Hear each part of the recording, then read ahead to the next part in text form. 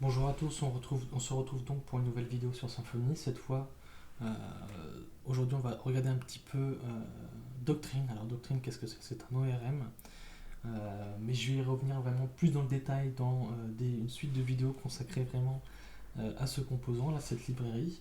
Mais j'aimerais d'abord avec vous vous montrer comment générer une entité. Alors, déjà, qu'est-ce qu'une entité? Une entité, en fait, c'est euh, une classe qui va représenter très simplement une table euh, dans notre base de données.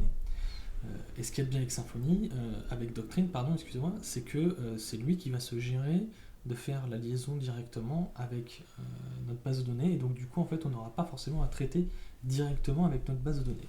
Donc nous, ce qu'on va faire dans un premier temps, c'est qu'on va utiliser euh, ce fameux composant Maker Bundle, comme je l'expliquais dans la vidéo précédente, qui va permettre de générer une entité.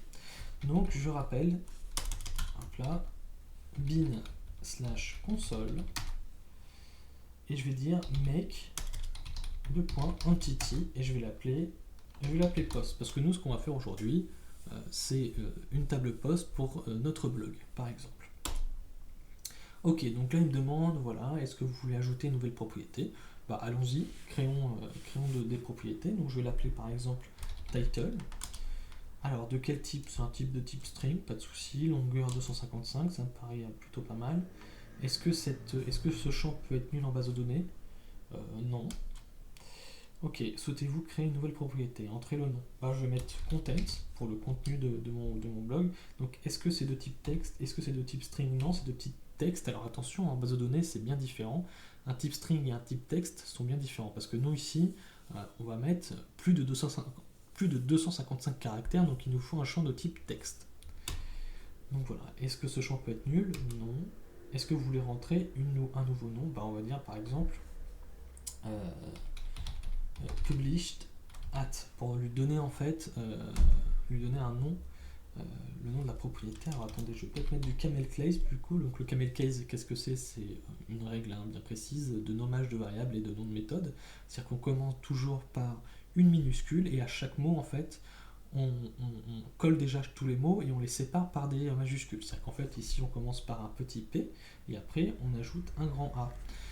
Donc voilà, donc là je lui dis est-ce que c'est un datetime? Alors pourquoi il est capable de me dire que c'est un datetime? C'est parce que j'ai fini par at, très important. Il est capable de le faire tout seul. Donc oui, effectivement c'est un datetime. Est-ce que ça peut être nul? Non. Est-ce que je veux rajouter de nouvelles propriétés? Non. Donc voilà, là il m'a créé cette fameuse entité qu'on retrouve ici. Donc là on voit que voilà, effectivement, il a créé cette fameuse classe post qui se trouve dans le dossier entity. Alors bon, on retrouve vraiment plein de choses, c'est intéressant, sauf que il faut un petit peu comprendre ce qui se passe derrière. Alors ce qui va nous intéresser ici, c'est ce fameux @orm. Ce fameux @orm va permettre en fait euh, de mapper notre classe, notre entité post avec notre fameuse table. Donc là on lui dit déjà, alors pour commencer on lui précise que notre classe ici est une entité. D'accord? Alors le repository class, on verra plus tard ce que c'est. Je préfère me concentrer vraiment sur les choses importantes. Et ici c'est ce genre d'annotation, ce genre de documentaire ici, de documentation qu'on se trouve sur chaque propriété. Et là par exemple la propriété ID que lui génère automatiquement, il dit en fait que le fait que c'est un ID, c'est-à-dire qu'en fait c'est une clé primaire qui peut être auto-incrémentée et qui est de type integer, donc qui est forcément un nombre. Ensuite, pour title, on lui dit que c'est une colonne toute simple, de type string, de longueur 255 maximum. Ensuite, on a la colonne content, de type texte. Voilà. Alors, on n'a pas besoin de préciser le nom, parce que le nom de la colonne dans notre base de données, dans notre table, sera le même que le nom de la propriété. Sauf que là, on a published at, et là, on a aussi le type datetime. Et là, dans le doute, je vais lui donner un nom, parce que la convention veut qu'en base de données, on utilise plutôt ce qu'on appelle le sneaky case, c'est-à-dire qu'on sépare chaque mot par un underscore. Donc là, je vais mettre name published at. Mais je pense qu'avec la convention de nommage dans Symfony, dans Doctrine, il est capable de faire la différence et de dire que ah bah tiens, là j'utilise du camel case, donc je vais pouvoir le transformer en sneaky case. Je pense qu'il est suffisamment intelligent pour dire ça. Et donc ce champ est de type datetime. Voilà. Donc là, ce qu'on va faire, c'est que on va créer ce qu'on appelle une migration. Cette migration va permettre justement de prendre cette entité qu'on vient de créer et de la générer et en fait de mettre à jour notre base de données. Mais avant ça, il va évidemment falloir mettre à jour nos variables d'environnement pour pouvoir le dire, bah tiens, déjà, sur quelle base de données on va taper, en fait, très clairement. Donc là, on va aller voir le fichier qui s'appelle .en, voilà, la racine de notre projet. Et là, on voit qu'il y a tout plein de choses. Mais nous, ce qui va nous intéresser principalement ici, c'est cette fameuse URL, database URL qui contient MySQL, DBuser, DBpassword, ici une IP avec un port et DBName. En fait, qu'est-ce que c'est? Ça, en fait, c'est ce qu'on appelle un DSN. C'est en gros ce qui va nous permettre de préciser où se trouve notre base de données. Donc, quel est le moteur? Ici, le moteur, c'est MySQL. Il se trouve sur l'IP suivante, donc en localhost sur le port 3306. Le DBName, ici, on va lui mettre donc formation Symfony. Et ensuite, on a DBuser, DBpassword. Donc ça, en fait, c'est évidemment le nom qu'on a. Donc moi, je vais mettre ça et je vais mettre... alors, je vais pas le mettre ici. Je vais pas le mettre ici parce que ici, ça, c'est un fichier qu'on va mettre sur Git. Et donc, évidemment, si je mets mes mots de passe ici, c'est un peu embêtant. Donc, ce que je vais faire, c'est que je vais créer un fichier qui va s'appeler .env.dev.local. Alors ça sert à quoi? Ça permet en fait de me dire que je vais créer en fait un fichier qui va s'appeler un fichier pour mon environnement de dev, d'accord, qui va se trouver, qui est pour la notion de local, donc c'est pour ce que je fais en fait en local. Et donc ici je vais juste mettre ce dont j'ai besoin, c'est-à-dire le database URL, et le principe c'est qu'en fait de base il va prendre ça, et il va surcharger avec ce que j'ai ici.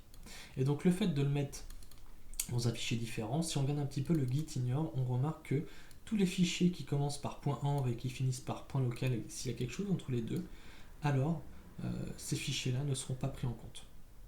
Donc c'est intéressant parce que là on peut effectivement mettre nos informations de connexion et faire marcher notre URL ici pour la base de données.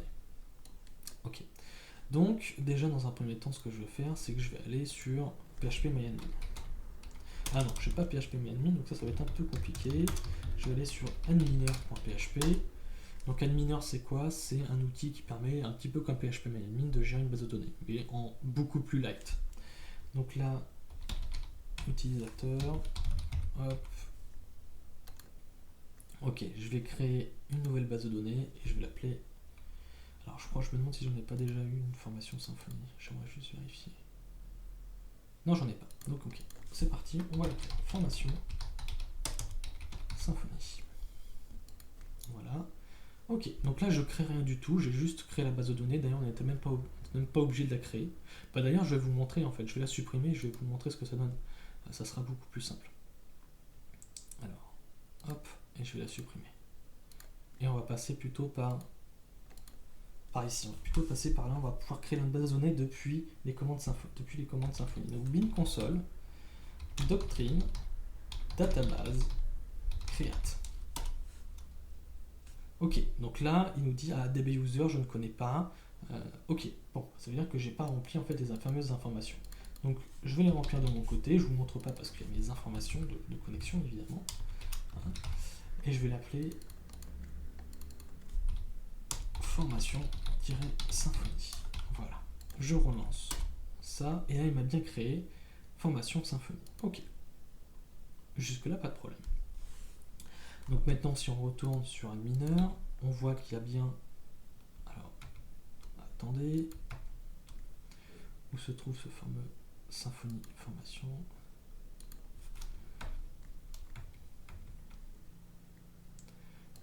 Il s'affiche pas là, alors ce que je vais faire c'est que je vais faire une petite entourloupe, formation-symfony. Voilà. C'est juste qu'il n'a pas su la retrouver, mais là si je retourne ici, elle est là. Formation Symfony. Ok, c'était juste un problème d'affichage. Bon. Donc on se retrouve ici, on a bien notre base qui est créée. Maintenant ce que je veux c'est créer notre fameuse, mettre à jour notre base de données avec la fameuse table post relatif à l'entité post. Donc là ce que je vais faire c'est que je vais faire un bin console et je vais faire un make migration comme il est précisé pour faire une migration. Alors migration, qu'est-ce que c'est? Ça va permettre en fait justement de mettre en place une migration pour pouvoir modifier et mettre à jour notre base de données. Donc là il nous dit ok, pas de souci, on a créé une nouvelle migration. Donc on va regarder ce que ça donne. Nouvelle migration. Que nous dit cette migration? Qu'elle va créer en fait, create table.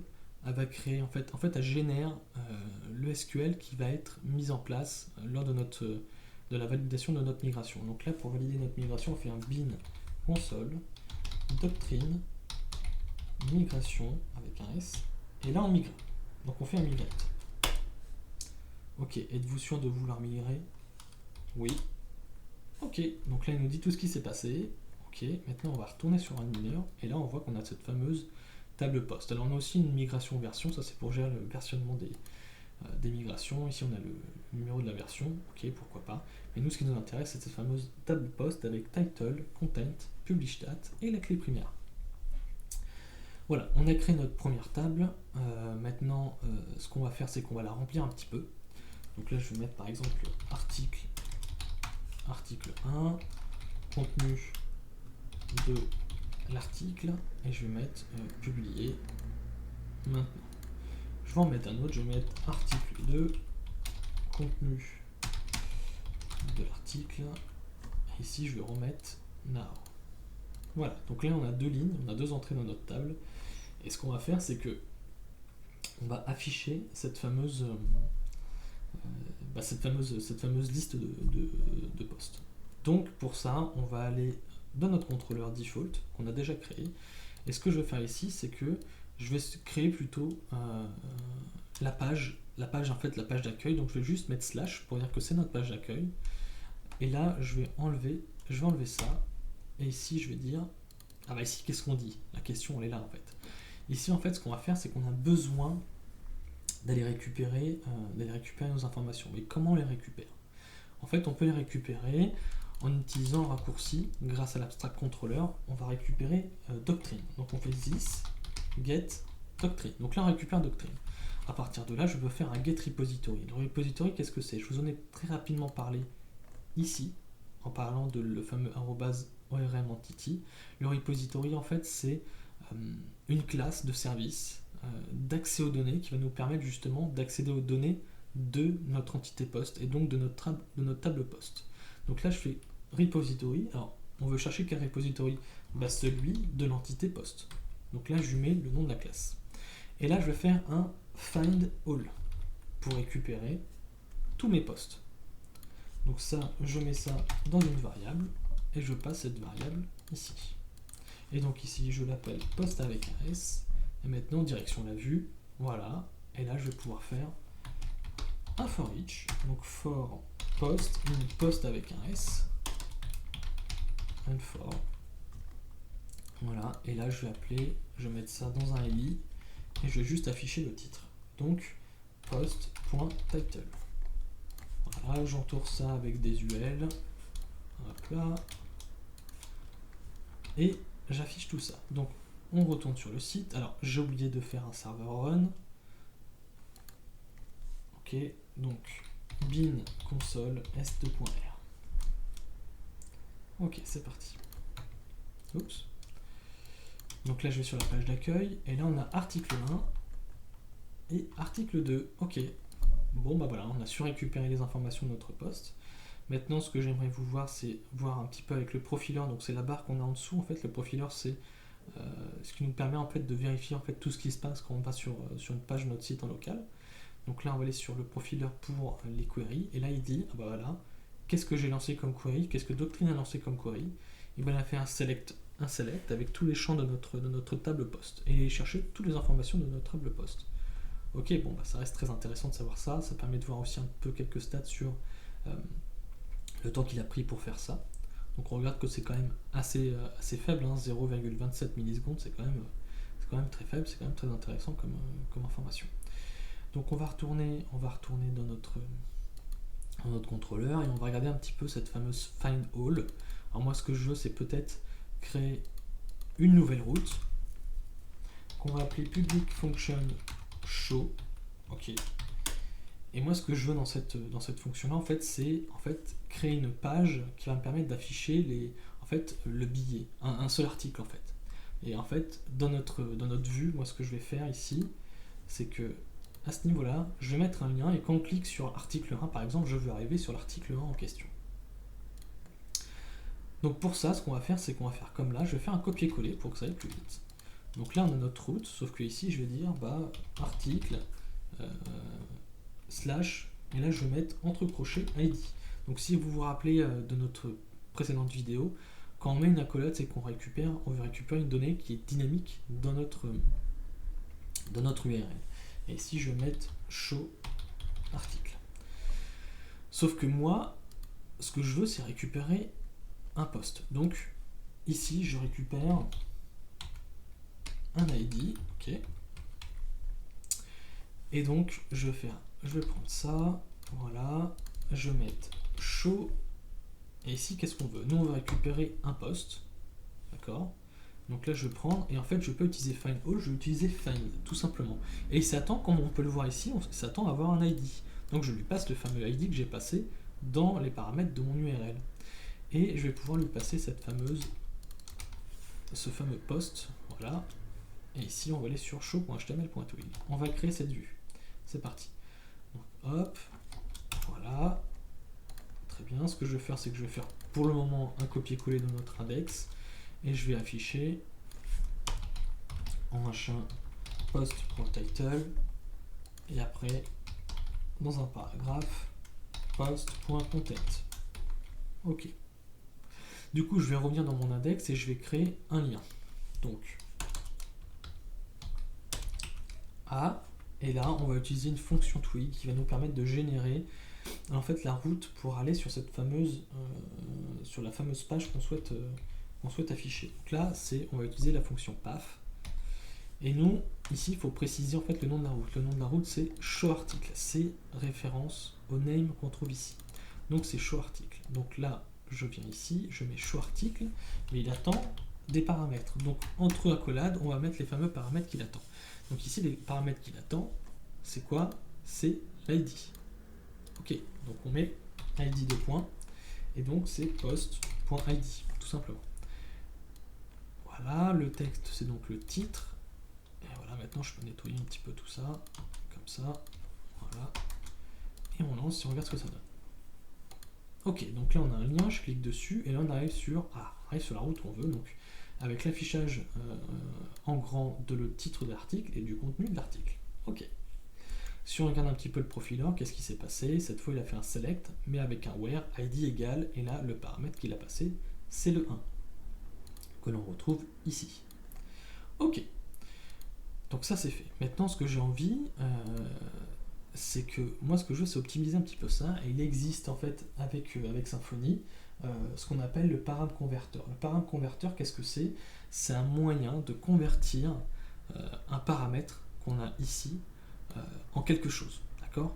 Et nous ce qu'on veut dire c'est qu'en fait moi ce que je veux transformer cet ID en objet post directement. Et en fait il est suffisamment intelligent si on dit moi ce que je veux c'est un post. Donc je type ma variable et ici je vais l'appeler post. Et ça je vais l'enlever. Et avant de vous expliquer, on va faire ça et on va voir ce qui se passe. Donc là vous allez me dire, bah oui mais ça bug parce que tu récupères pas ID. Ben on va voir. Je rafraîchis.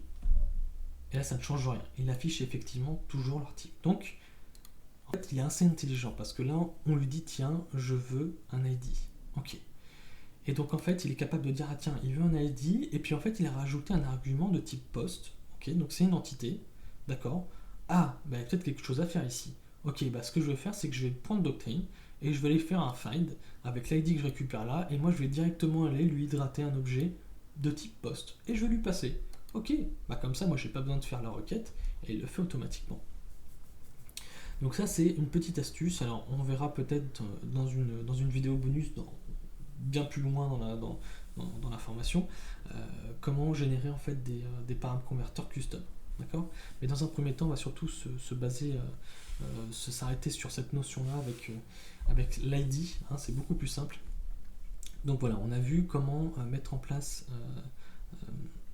notre première page, enfin ces deux premières pages en récupérant des données depuis Doctrine. Voilà, j'espère que ça vous a aidé. Si vous avez des questions, n'hésitez surtout pas à m'en poser dans les commentaires.